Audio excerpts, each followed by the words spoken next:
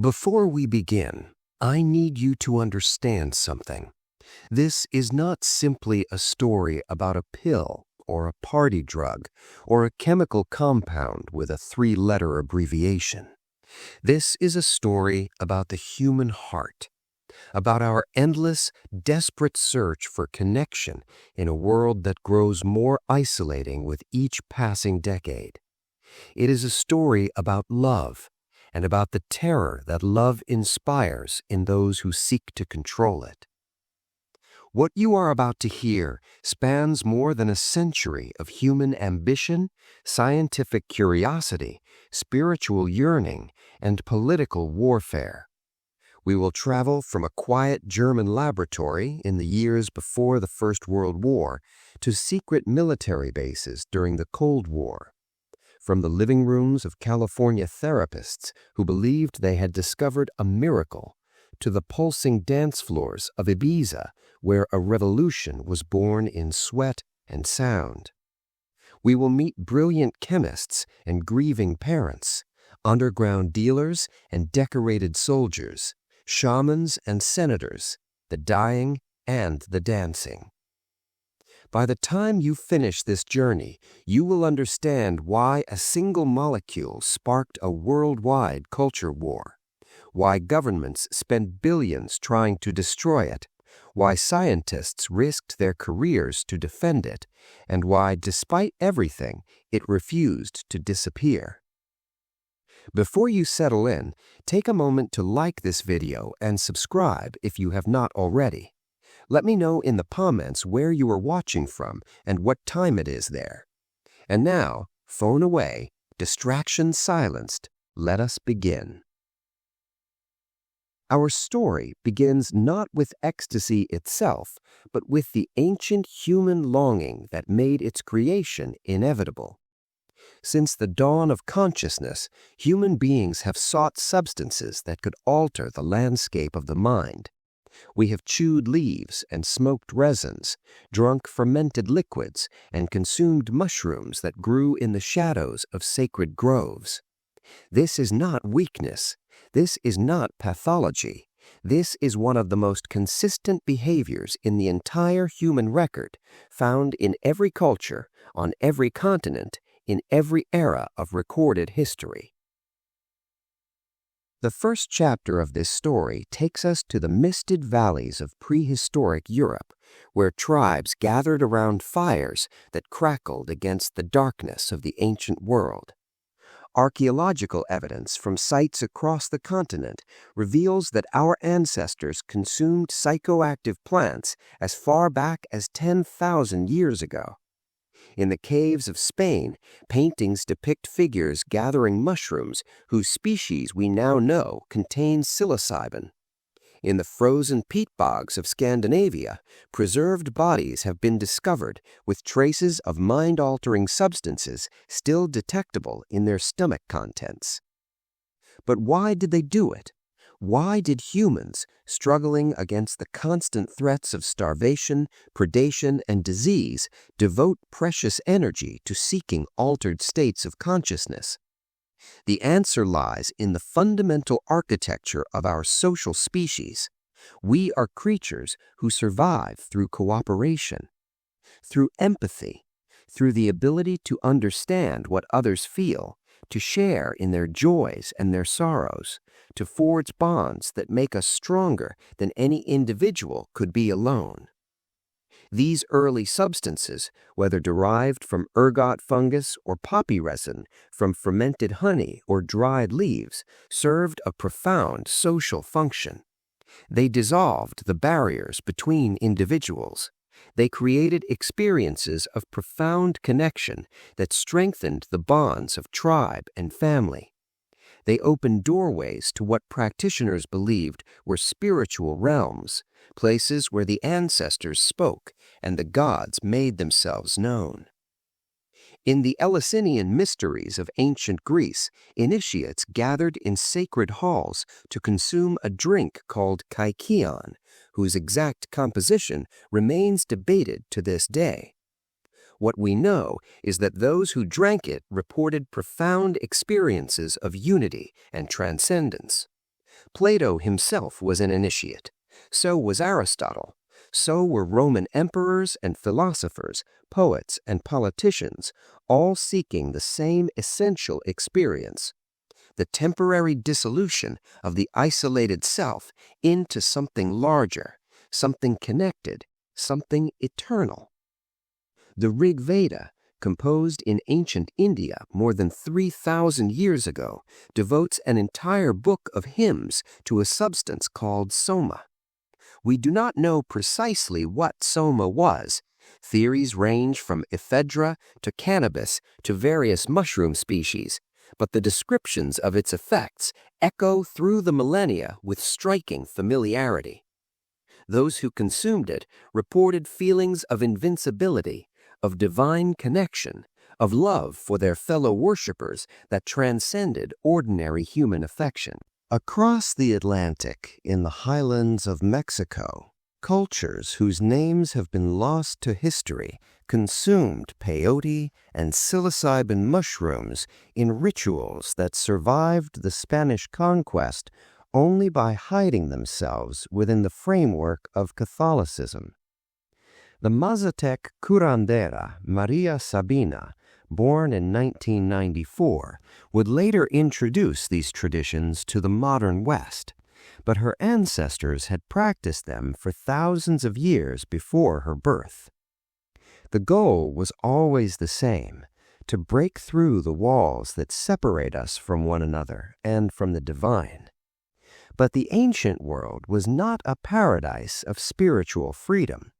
Even then, authorities recognized the political danger of substances that could dissolve social hierarchies and create alternative forms of community. The Roman Senate in 186 BCE launched a brutal crackdown on the Bacchanalia, festivals dedicated to the wine god Dionysus that had become associated with ecstatic rites and secret gatherings. Thousands were arrested. Many were executed. The crime was not merely intoxication. The crime was forming bonds outside the sanctioned structures of family and state. This tension between the human need for connection and the desire of authorities to control how and when that connection occurs would echo through every chapter of our story.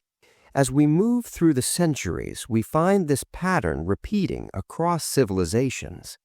The medieval church condemned certain herbal preparations as tools of witchcraft, not because they were ineffective, but precisely because they were effective at creating experiences that bypassed the official channels of spiritual authority. Wise women who knew which plants could ease pain, induce visions, or enhance emotional connection were burned as witches by the thousands. The knowledge they carried was dangerous because it was democratizing. It gave ordinary people access to transcendent experiences without requiring the intercession of priests or the blessing of kings. The rise of the scientific revolution in the 17th and 18th centuries brought new tools for understanding these substances, but also new frameworks for controlling them. Chemistry emerged as a discipline capable of isolating the active compounds in traditional plant medicines. Morphine was extracted from opium in 1804. Cocaine was isolated from copa leaves in 1855. Mescaline was first synthesized in 1897, bringing the active compound of peyote into the laboratory. Each of these discoveries followed a similar pattern. Initial excitement about medical possibilities gave way to recreational use, which gave way to moral panic, which gave way to legal prohibition. The pattern was so consistent that it seemed almost inevitable, a dance between innovation and reaction that played out generation after generation. And yet, the human hunger for connection remained constant. No law could extinguish it. No punishment could frighten it away. It was written so deeply into our biology, into the very architecture of our brains, which contain receptors designed specifically to respond to chemicals that enhance bonding and dissolve fear. The second chapter of our story takes us to a new century and a new era of chemical exploration. By the early 1900s, pharmaceutical companies across Europe were racing to discover new compounds that might prove medically useful. The German chemical industry was the most advanced in the world, home to companies like Bayer, BASF, and Merck, whose researchers probed the mysteries of organic chemistry with increasingly sophisticated techniques. It was in this environment, on Christmas Eve of 1912, that a young chemist named Anton Köllisch sat in his laboratory at the Merck Pharmaceutical Company in Darmstadt, Germany. Köllisch was not trying to create what would become ecstasy. He was not trying to create anything that would affect human consciousness at all. He was pursuing something far more mundane, a compound that might help stop bleeding. Merck was interested in developing new hemostatic agents, substances that could control excessive blood loss, and Köllisch was exploring different chemical pathways that might yield promising candidates. The compound he synthesized that winter evening was listed in his laboratory notebook as methylsafrolamin. It was an intermediate step in a process aimed at creating hydrostynine, a known hemostatic agent. Köllisch dutifully recorded his synthesis, noted the physical properties of the new compound, and moved on. There is no evidence that he or anyone else at Merck tested the substance on humans or recognized its psychoactive potential. The compound was filed away in the growing library of Merck's chemical discoveries, a footnote in the margin of pharmaceutical research. What Köllisch had created, without knowing it, was 3,4-methylene dioxymethamphetamine, MDMA, the molecule that would, decades later, become known around the world as ecstasy. Anton Köllisch never learned what he had done. He never saw his creation emerge from obscurity to transform nightclubs and therapeutic offices, to inspire both devotion and terror, to become the subject of international law enforcement efforts and groundbreaking medical research. He died in 1916 at the age of 31 from wounds suffered fighting in the First World War. The conflict that consumed his generation was, in its own terrible way, a response to the same forces of nationalism and tribalism that MDMA would later be used to address. But that irony would not become apparent for many decades. Merck patented the compound in 1914, not because they understood its potential, but simply because patenting new chemical entities was standard practice in the pharmaceutical industry. The patent, German patent number 274350, described the synthesis process without making any medical claims. It was one of hundreds of similar patents filed by Merck in those years, most of which led nowhere commercially. The First World War interrupted the peaceful development of German industry. Chemists who had worked on pharmaceuticals were redirected to work on explosives and poison gases. The company that had synthesized MDMA also contributed to the creation of weapons that would kill millions. When the war ended, Germany lay in ruins, its economy shattered, its population traumatized. The Weimar years that followed were marked by hyperinflation, political instability, and cultural experimentation that simultaneously fascinated and horrified the world. But MDMA remained in its drawer, forgotten. It would take more than 4 decades for anyone to look at the compound with serious interest, and when they did, the context would be entirely different. The Second World War came and went. The Nazi regime rose and fell. The European order collapsed and was rebuilt. And in the aftermath, a new kind of conflict emerged, one that would prove far more relevant to the story of MDMA: the Cold War. In the late 1940s and early 1950s, the United States military and intelligence communities became increasingly interested in the potential of psychoactive substances for warfare and interrogation. The Soviet Union, they believed, was developing its own chemical tools for mind control. Reports from Korean War prisoners suggested that American soldiers had been subjected to psychological manipulation techniques that seemed almost supernatural in their effectiveness. The term brainwashing entered the American vocabulary, carrying with it fears of communist infiltration and mental subversion. In response, the Central Agency launched a series of programs designed to explore the frontiers of human consciousness and develop techniques for controlling it. The most notorious of these was MK Ultra, which began in 1953 and continued for nearly a decade. Under its umbrella, CIA researchers administered LSD to unwitting subjects, experimented with sensory deprivation and hypnosis, and explored nearly every known psychoactive compound in search of the perfect tool for interrogation and mind control. MDMA appeared on the fringes of this research. The United States Army's Edgewood Arsenal in Maryland conducted classified experiments with a range of substances, including some that may have included MDMA or closely related compounds. Exact details remain elusive, as many documents from this period were destroyed in 1973 when CIA Director Richard Helms ordered the purging of MK Ultra files.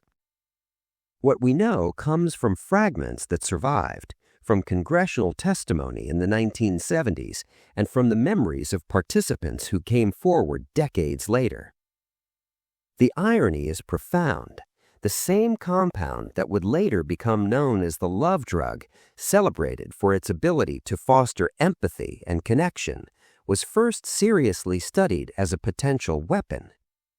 The military researchers who examined it were not interested in helping people love one another more deeply.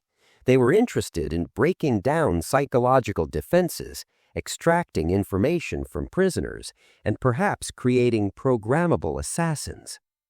They failed at all of these goals. The substances they studied proved unreliable as tools of control. But their research left a paper trail that would later inspire a very different kind of explorer.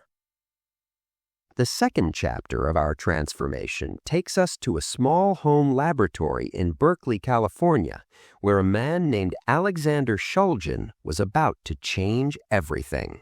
Shulgin was born in 1925, the son of Russian immigrants who had settled in the Bay Area. His intelligence was apparent from an early age. He earned a scholarship to Harvard at 16, dropped out to serve in the Navy during World War II, and eventually completed his education at Berkeley, earning a Ph.D. in biochemistry in 1954. He went to work for Dow Chemical, where he became a rising star, developing a profitable insecticide that earned the company substantial revenue. But Shulgin's real passion lay elsewhere. In 1960, at a party, he consumed a dose of mescaline, the psychoactive compound in peyote that had been isolated decades earlier. The experience transformed him.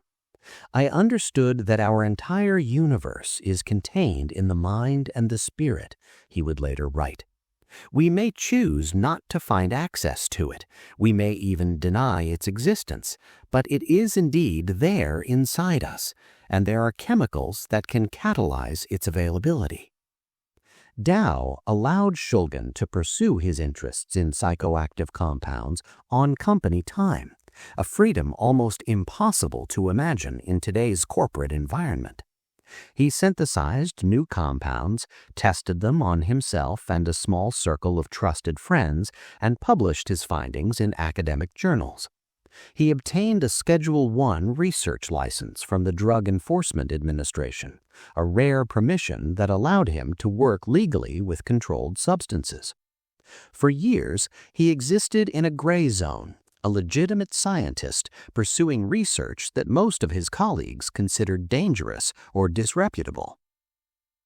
It was in 1976 that Shulgin first synthesized MDMA, recreating the compound that Kolisch had made 64 years earlier. He was not the first to do so since Kolisch. The Army's Edgewood Arsenal researchers had likely synthesized it before him. But Shulgin was the first to seriously evaluate its effects on human consciousness, the first to recognize its unique properties, and the first to share his discovery with the world. Shulgin's notes from his early MDMA sessions described an experience unlike anything else in his extensive repertoire. "It is absolutely clear," he wrote after one trial, "this is a unique material in that it does not substitute for any known drug, and it has a profound effect." What struck Shulgin most was not the perceptual changes common to other psychedelics. MDMA did not produce the vivid hallucinations of LSD or the mystical visions of psilocybin. Instead, it produced something subtler and, in some ways, more powerful. A profound enhancement of emotional openness and interpersonal connection. Users reported feeling intensely loving, completely at ease, able to discuss painful memories without fear or defensiveness. The walls that normally separated them from others seemed to dissolve, replaced by a warm sense of communion. Shulgin recognized that this compound might have therapeutic applications. He introduced it to a psychotherapist named Leo Zeff, a 70-year-old practitioner who had been about to retire, but who became so excited by MDMA's potential that he postponed his retirement and dedicated himself to spreading knowledge of the compound. Zeff, who Shulgin called the secret chief, trained hundreds of therapists in the use of MDMA over the following years, traveling the country and sharing his techniques with anyone willing to learn. Under Zeff's influence, MDMA spread through the underground therapeutic scene. Therapists from diverse backgrounds began using it to treat couples in crisis, trauma survivors, and patients struggling with depression and anxiety.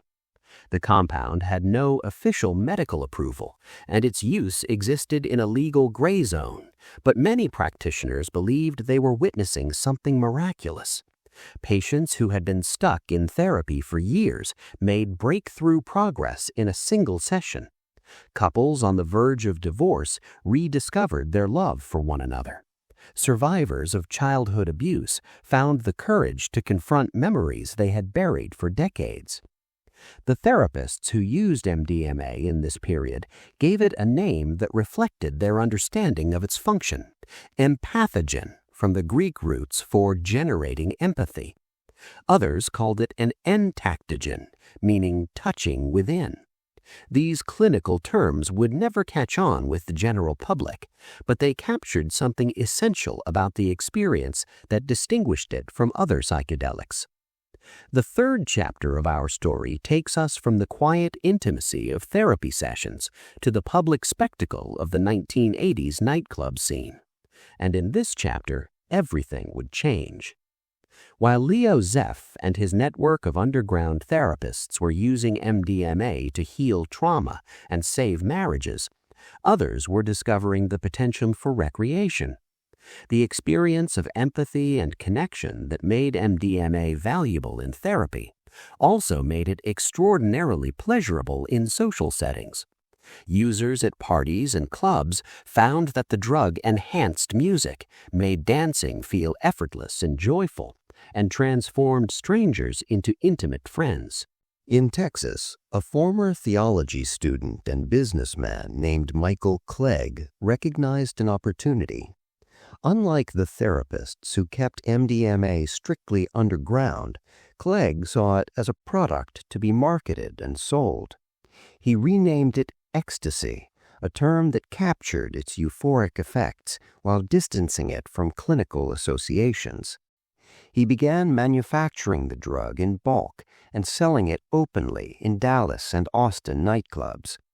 His organization, the Texas Group, treated MDMA as a legitimate business, accepting credit card payments and even toll-free phone orders. The openness of this operation seems almost unbelievable in retrospect. For a brief period in the early 1980s, ecstasy was sold legally in bars and clubs across Texas. It was available at $20 a dose, marketed with all the enthusiasm of a consumer product launch. Clegg believed that if the drug became sufficiently mainstream before the government could react, prohibition would be politically impossible. He was wrong. But what happened next would shock the world.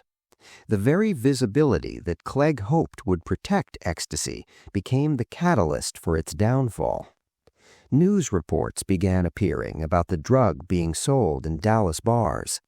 Sensationalized coverage emphasized its amphetamine-related chemistry, implying dangers that had not yet been demonstrated. Conservative politicians seized on the story as evidence of moral decay and inadequate drug laws. Parents' groups mobilized against what they saw as a threat to their children. In the summer of 1984, the Drug Enforcement Administration announced its intention to place MDMA on Schedule I of the Controlled Substances Act, the most restrictive classification, reserved for substances deemed to have no medical use and high potential for abuse. This would make possession a federal crime, production a major felony, and medical research essentially impossible. A group of researchers, therapists, and activists scrambled to respond. They invoked a rarely used provision of the law that allowed for administrative hearings before scheduling decisions became final. In early 1985, hearings began before administrative law judge Francis Young, who would later gain fame for ruling that marijuana should be rescheduled. Witnesses testified about MDMA's therapeutic benefits, its relatively mild side effect profile, and the lack of evidence for the addictive potential that would justify Schedule I. The therapists who testified were eloquent and passionate. They described patients whose lives had been transformed, trauma survivors who had finally found peace, couples whose marriages had been saved. But they were fighting against a political tide that no amount of testimony could reverse. On July 1, 1985, the DEA invoked its emergency scheduling powers to place MDMA on Schedule I immediately, bypassing the normal administrative process. The hearings continued anyway, and in May 1986, Judge Young issued his recommendation. MDMA should be placed on Schedule III, a less restrictive classification that would allow for continued medical use under supervision. He found that the evidence of therapeutic benefit was substantial, that the evidence of harm was limited, and Schedule I was too restrictive given the available data. The DEA administrator rejected Judge Young's recommendation. MDMA remained on Schedule I, where it remains to this day. The scheduling decision did not end the use of MDMA. It merely drove that use underground, severing the connection between therapeutic and recreational communities, forcing both into the shadows. Therapists who had used the compound openly now faced career-ending prosecution if discovered. Researchers who wanted to study its effects found it nearly impossible to obtain the necessary permissions, and a new era began, one defined by criminalization, black markets, and the dangerous consequences that attend any prohibition. But the demand for ecstasy did not disappear. It simply found new channels. Across the Atlantic, on the island of Ibiza, something extraordinary was beginning to shape. Ibiza had long been a destination for European bohemians, artists, and pleasure seekers. In the mid-1980s, a group of British DJs and promoters discovered the island's emerging club scene, where ecstasy had begun to circulate among the international youth who gathered there each summer. What they found transformed them. The combination of ecstasy, hypnotic electronic music, and the freedom of the Mediterranean night created an experience unlike anything they had known in the increasingly commercialized clubs of London. They returned to England determined to recreate that experience at home. The result was the second Summer of Love. In 1988, British youth culture erupted in a phenomenon that combined music, drugs, and communal ecstasy in ways that recalled the hippie movement of 2 decades earlier, but also departed from it in crucial ways. Acid house music, characterized by its repetitive beats and synthetic textures, provided the soundtrack. Ecstasy provided the sacrament. And massive illegal parties held in warehouses, fields, and any space large enough to accommodate thousands of dancing bodies provided the ritual setting. The rave, as these events came to be called, represented something genuinely new in the cultural landscape. Unlike the concerts and clubs that preceded them, raves were participatory rather than spectational. There was no stage separating performers from audience. The DJ was hidden in a booth, a shaman manipulating electronic spirits, invisible yet omnipresent. The dancers were not passive consumers, but active participants in a collective experience that blurred the boundaries between self and other, individual and crowd. Contemporary observers described scenes that recalled religious ecstasy, mass possession, Dionysian abandon. Young people who had grown up under the individualistic ethos of Thatcher's Britain suddenly discovered the euphoria of collective surrender. The walls came down, they said. We could see into each other's souls. Strangers became brothers and sisters in the space of a single night. But this chapter of the story also carries shadows. For as the rave scene exploded across Britain and then across Europe and the world, the consequences of prohibition began to make themselves felt. Ecstasy produced in unregulated laboratories varied wildly in purity and dosage. Users had no reliable way to know what they were actually taking. The pills they purchased might contain MDMA, or they might contain MDMA cut with dangerous adulterants, or they might contain no MDMA at all, only cheaper and more harmful substitutes. The tragedies began accumulating. Not many at first. MDMA itself, when pure and properly dosed, was remarkably safe by the standards of recreational drugs. But the black market did not provide pure and properly dosed substances. Users collapsed from hyperthermia after dancing for hours without adequate water. Others died from hyponatremia, ironically caused by drinking too much water in response to warnings about dehydration. Pills sold as ecstasy turned out to contain PMA, a slower-acting and far more dangerous compound that caused users to take multiple doses before the first one took effect, leading to fatal overdoses.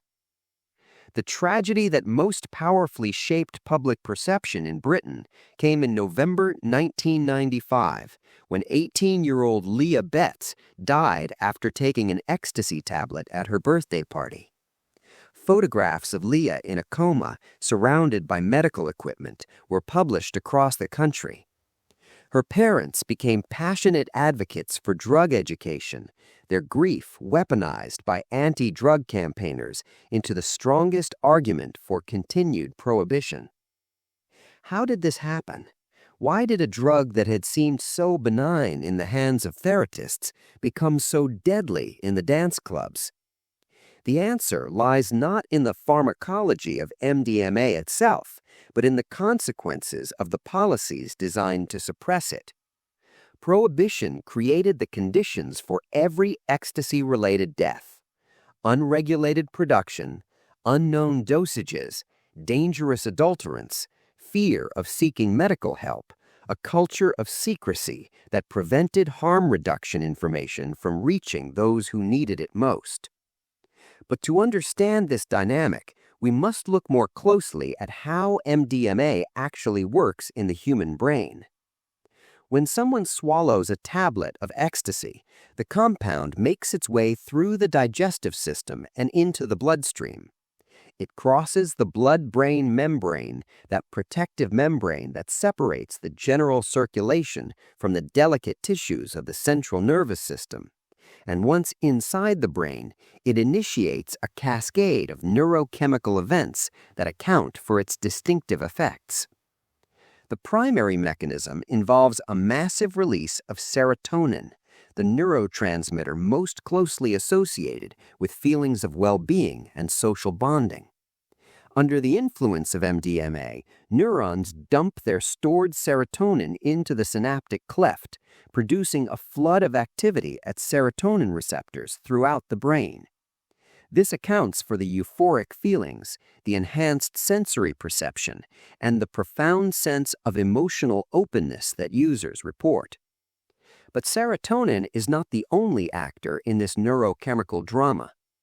MDMA also triggers the release of dopamine, the reward neurotransmitter associated with pleasure and motivation, and norepinephrine, which contributes to the physical stimulation, the increased energy, the elevated heart rate and blood pressure that accompany the experience. The result is a complex pharmacological cocktail that activates multiple systems simultaneously. Perhaps most significantly, MDMA increases the release of oxytocin, often called the love hormone, for its role in maternal bonding, romantic attachment, and social trust.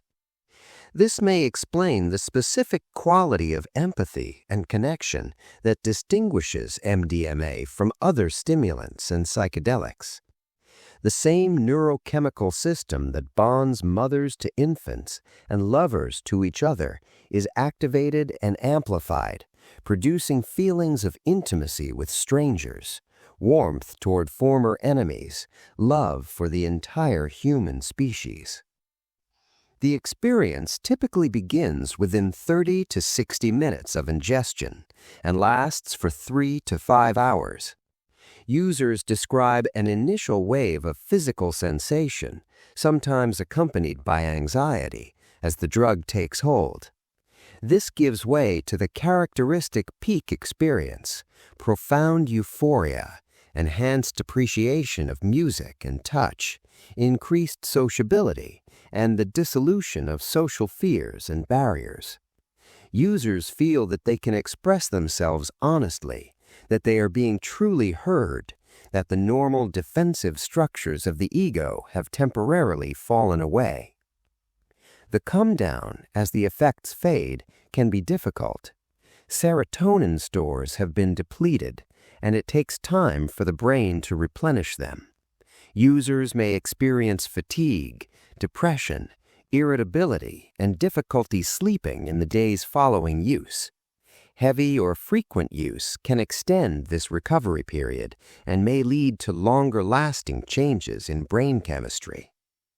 These neurological mechanisms help explain both the appeal of MDMA and its dangers. The massive release of serotonin that produces such profound effects also carries risks. The regulation of body temperature can be disrupted, leading to hyperthermia in hot environments where users are physically active. The cardiovascular effects can be dangerous for those with underlying heart conditions.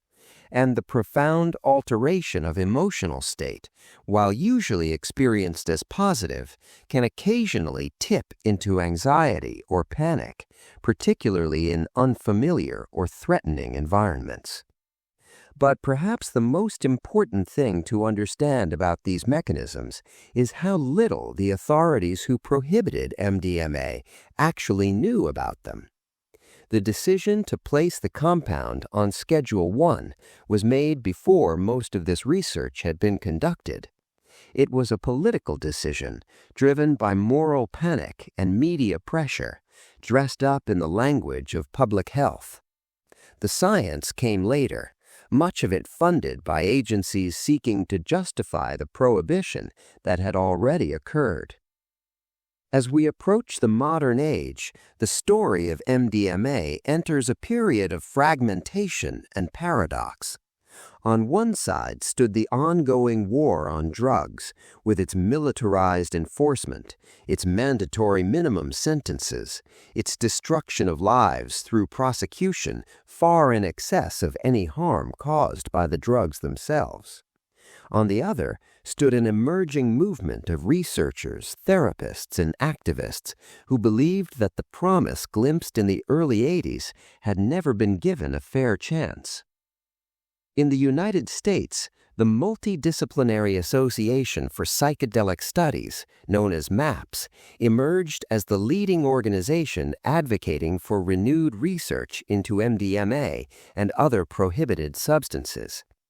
Founded in 1986 by Rick Doblin, a then 30-year-old activist who had witnessed the scheduling hearings firsthand, MAPS represented a new approach to drug policy reform. Rather than attacking prohibition directly on moral or philosophical grounds, Doblin and his colleagues sought to demonstrate through rigorous clinical research that MDMA had genuine medical value. The strategy was patient and methodical. Doblin understood that the only path to legitimacy for MDMA lay through the established institutions of medicine and science. If peer-reviewed studies could demonstrate that MDMA was effective at treating conditions like post-traumatic stress disorder, then the Schedule 1 classification would become legally indefensible. A drug with proven medical uses could not, by definition, belong in a category reserved for substances with no such uses. But conducting research on a Schedule 1 substance proved enormously difficult. Regulatory barriers made it nearly impossible to obtain permission, funding, or supplies of the drug. Researchers who expressed interest in the field faced professional stigma and potential career damage. Universities were reluctant to host such studies, fearing negative publicity and disruption of federal grants. For years, progress was agonizingly slow. Meanwhile, ecstasy continued its spread across the globe. What had begun in European clubs and raves migrated to North America, to Asia, to Australia, to every corner of the planet where young people gathered to dance and connect. The culture surrounding the drug evolved and diversified. Rave culture gave birth to electronic dance music culture, a sprawling ecosystem of subgenres and scenes that ranged from underground warehouse parties to massive commercial festivals attended by hundreds of thousands. The criminalization of MDMA created strange distortions in all of these scenes. Because users could not trust the quality of what they purchased, they developed informal quality control systems, warning one another about dangerous batches, sharing test results from informal drug checking services, posting reports on internet forums. A gray market of harm reduction emerged, operating in defiance of laws that treated even providing safety information as complicity in drug use. The scale of this market was staggering. By the late 1990s, estimates suggested that millions of ecstasy tablets were consumed in Britain alone every weekend. In the United States, use among young people peaked in the early 2000s, with surveys indicating that more than 10% of high school seniors had tried the drug. Despite billions of dollars spent on interdiction and enforcement, supply remained abundant and prices stable. The geography of production shifted over time.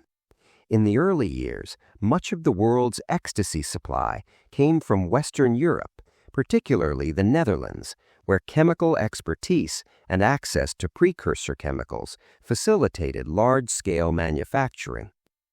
As enforcement pressure intensified in Europe, production migrated to Eastern Europe, to Southeast Asia, and eventually to a distributed network of small laboratories scattered across the globe. Each new production hub brought new patterns of adulteration and new dangers for consumers. The war on ecstasy claimed many casualties. Young people died from overdoses and adverse reactions. Others died in raids and enforcement operations. Countless more had their lives disrupted by arrest and prosecution, their futures foreclosed by criminal records, their families torn apart by incarceration. The human cost of these policies has never been fully accounted. But something was changing in the underlying politics. By the early 2000s, a growing chorus of voices was questioning the entire framework of drug prohibition. Public health experts pointed out that criminalization had failed to reduce drug use while dramatically increasing drug-related harms. Economists noted the enormous costs of enforcement and incarceration compared to the minimal impact on supply and demand. Civil libertarians objected to the expansion of police powers and the erosion of individual rights justified by the drug war. And within the scientific community, a new generation of researchers began pushing back against the ideological capture of drug science by prohibitionist interests. The fourth chapter brings us to a period of slowly accelerating change. The MAPS organization, after decades of patient work, finally received approval to conduct clinical trials of MDMA-assisted psychotherapy for post-traumatic stress disorder. The first results, published in 2011, were remarkable. Patients who had failed to respond to conventional treatments showed dramatic improvement after just 2 or 3 sessions of therapy enhanced by MDMA. Many no longer met the diagnostic criteria for PTSD at follow-up. Some described the experience as life-changing. These were not fringe patients or marginal therapists. The studies were conducted at respected institutions with rigorous protocols under the supervision of the Food and Drug Administration. The statistical analyses were compelling. The effect sizes were larger than those seen with approved medications for PTSD, and the side effects were minimal compared to the daily drug regimens typically prescribed for the condition. The human stories behind these statistics were even more powerful. Veterans who had served in combat zones and returned with severe PTSD that manifested in constant hypervigilance, explosive anger, and recurring nightmares that made restful sleep impossible. He tried therapy. He tried medication. He tried self-medication with alcohol. Nothing worked. His marriage was failing. His career was over. He was contemplating suicide.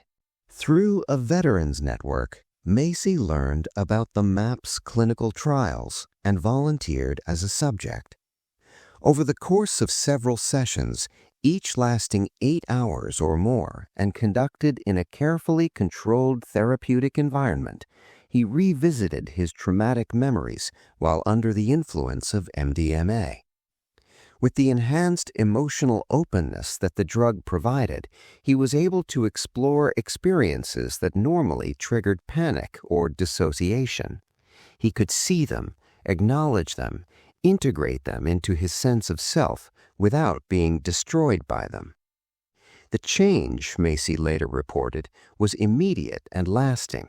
The nightmares stopped. The anger subsided. He could be present with his family in a way that had been impossible for years. The marriage survived. He became an advocate for expanded access to psychedelic therapy, testifying before legislators and sharing his story with anyone who would listen. Stories like Macy's multiplied as the clinical trials expanded. Each one chipped away at the stigma that had surrounded MDMA since its scheduling.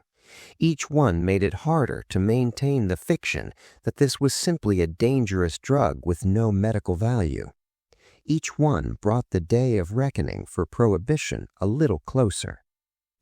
But the progress was not uniform across all fronts. While medical research advanced, recreational ecstasy continued to evolve in concerning directions. The globalization of drug markets brought new challenges. Chinese chemical manufacturers, operating in a regulatory environment with fewer restrictions on precursor chemicals, became major suppliers of raw materials for illicit production. The rise of the dark web created new channels for distribution, connecting buyers and sellers across borders with unprecedented ease. And the ongoing arms race between enforcement and evasion produced ever more sophisticated techniques for manufacturing and smuggling. The composition of what was sold as ecstasy became increasingly unpredictable. Testing services that analyzed pills and powders found that many samples contained no MDMA at all, only various combinations of stimulants, psychedelics, and novel psychoactive substances with unknown safety profiles. Some of these adulterants were far more dangerous than MDMA itself, with narrower margins between recreational doses and toxic doses. The death toll climbed. In response, a new model of harm reduction emerged, one that explicitly rejected the abstinence-only approach of traditional drug education. Organizations like Dance Safe in the United States, The Loop in the United Kingdom, and similar initiatives around the world offered drug testing services at festivals and events, allowing users to know what they were actually taking before consuming it. They distributed information about safer use practices, warning signs of overdose, and how to respond in emergencies. They stationed trained volunteers in chill-out spaces where people experiencing difficult reactions could receive support. These harm reduction approaches proved effective at saving lives, but they remained controversial. Critics argued that providing testing services implicitly endorsed drug use and removed a deterrent to experimentation. Prosecutors in some jurisdictions threatened to charge harm reduction workers as accomplices to drug crimes.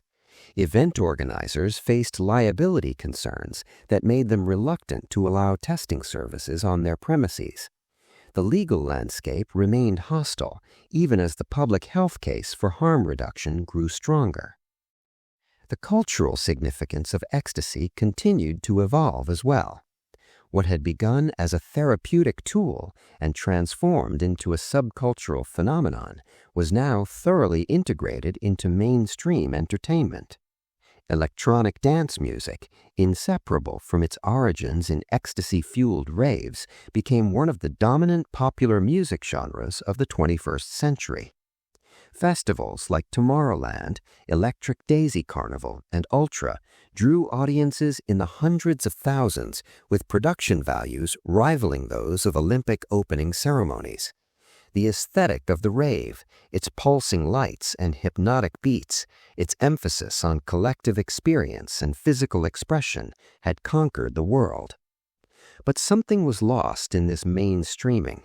The utopian idealism of the early rave scene, its sense of participating in a movement that could transform society, faded into commercial spectacle.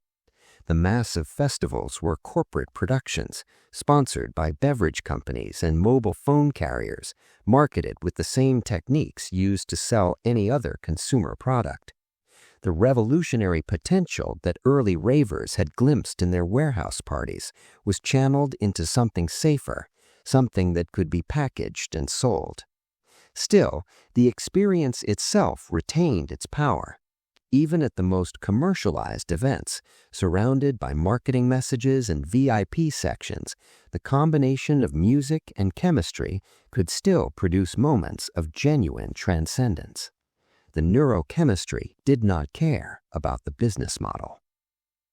when the serotonin flooded the synapses, the walls still came down. Today, we still grapple with the legacy of everything we have discussed tonight. In 2017, the FDA designated MDMA-assisted psychotherapy for PTSD as a breakthrough therapy, a status that accelerated the review process and signaled that the agency viewed the treatment as potentially superior to existing options. Phase 3 clinical trials, the final stage before potential approval, proceeded through the following years. The results continued to be impressive. After 2 sessions of MDMA-assisted therapy, more than half of participants no longer met the criteria for PTSD diagnosis. After 3 sessions, the number rose to nearly 70%. These outcomes represented a potential paradigm shift in the treatment of trauma. Conventional approaches to PTSD typically involved years of therapy and often lifelong medication regimens. MDMA-assisted therapy promised something different: rapid, deep, lasting healing through a small number of intensive sessions. If approved, it would represent the first new treatment for PTSD in nearly 2 decades and a fundamental vindication of everything that Alexander Shulgin and Leo Zeff had believed about the compound's potential. But the path to approval proved more complicated than advocates had hoped. In 2024, an FDA advisory committee voted against recommending approval of MDMA-assisted psychotherapy, citing concerns about the design of the clinical trials and the adequacy of the safety data.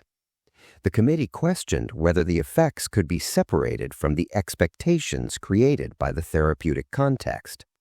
They worried about the potential for abuse and diversion.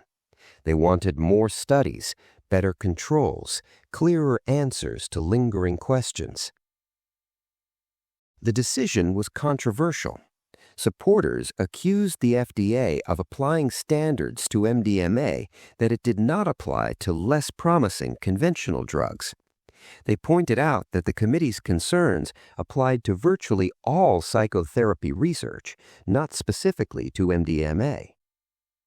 They argued that the delay would cost lives, leaving veterans and trauma survivors to suffer, while regulators demanded perfection.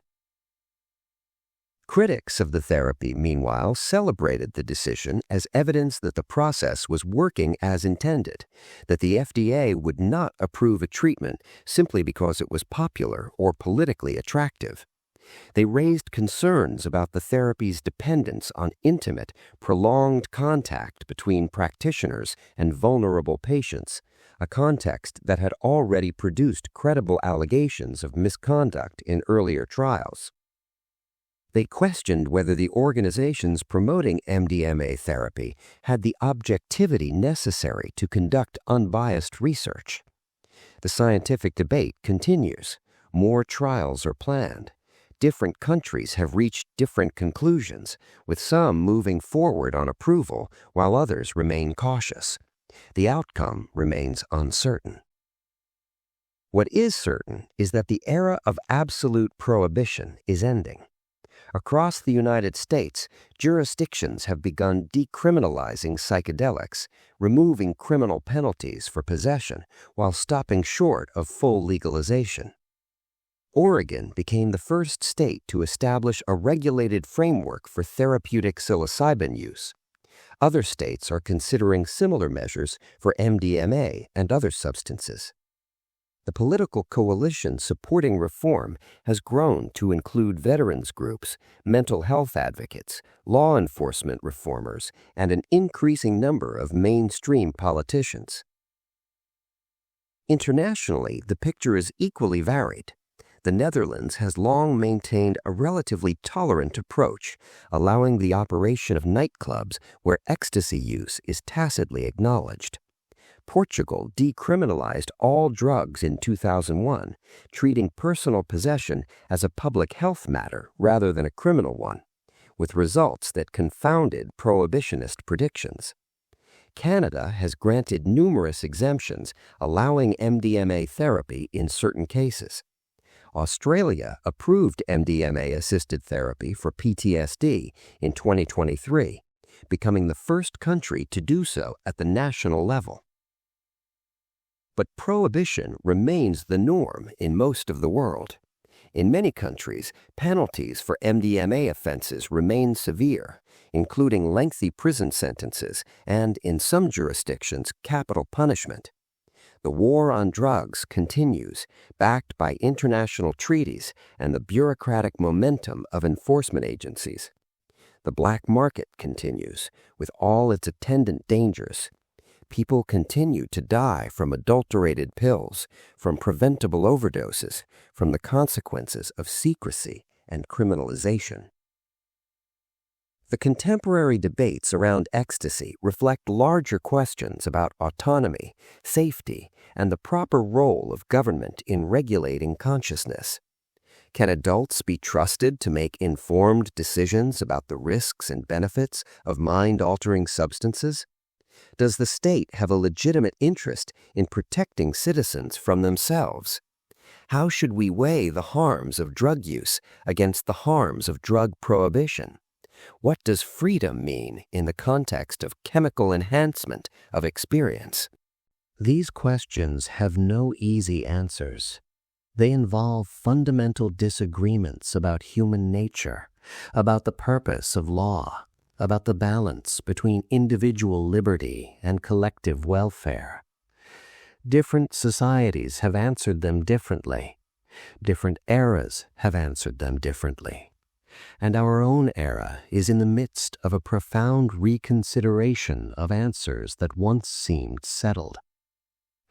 One thing seems clear. The story of MDMA has not reached its conclusion. The compound that Anton Kolisch synthesized on Christmas Eve of 1912 in pursuit of a treatment for bleeding has become a contested terrain on which larger battles are being fought. Battles over the meaning of medicine and the boundaries of acceptable therapy. Battles over bodily autonomy and the limits of state control. Battles over the very nature of human consciousness and our right to explore it. Perhaps what is most remarkable about this story is its consistency across time and culture. From the prehistoric rituals of ancient Europe to the therapeutic offices of modern California, from the Eleusinian mysteries to the clubs of Ibiza, humans have sought out substances that dissolve the barriers between selves, that create experiences of profound connection and transcendence. The specific chemicals change, the social contexts change, but the underlying drive remains constant, woven into the very fabric of our social species. MDMA may be a product of 20th century chemistry, but it speaks to needs as old as humanity itself. The need to belong, the need to connect, the love and be loved without the fear and defensiveness that so often cripple our capacity for intimacy. The need to heal from wounds that seem impossible to reach through ordinary means. The need to dissolve, if only temporarily, the prison of the isolated self. As we reach the final moments of our journey together tonight, let us reflect on what this history teaches us. It teaches us that human beings will always seek transcendence, regardless of the risks or punishments that attend such seeking. It teaches us that prohibition rarely achieves its stated goals and often creates harms far exceeding those it prevents. It teaches us that science and politics exist in complex relationship, each shaping the other in ways that are not always honest or productive. It teaches us that the line between medicine and poison, between sacrament and sin, is drawn not by nature but by culture, and can be redrawn when the culture changes. But perhaps most importantly, this story teaches us something about love itself. about the desperate human need for connection that drives so much of our behavior, for good and for ill, about the lengths to which we will go to feel truly seen, truly known, truly united with others, about the fear that connection inspires in those who profit from division, whether political, economic, or psychological, and about the resilience of the human spirit, which continues to seek communion across every barrier we erect. The molecules may be new, but the longing is ancient. Tonight, as you drift towards sleep, perhaps in the company of loved ones or alone in the quiet darkness, consider the threads that connect you to every human being who has ever lived. The same neural architecture that responds to MDMA exists in your brain right now, whether or not you have ever taken the substance.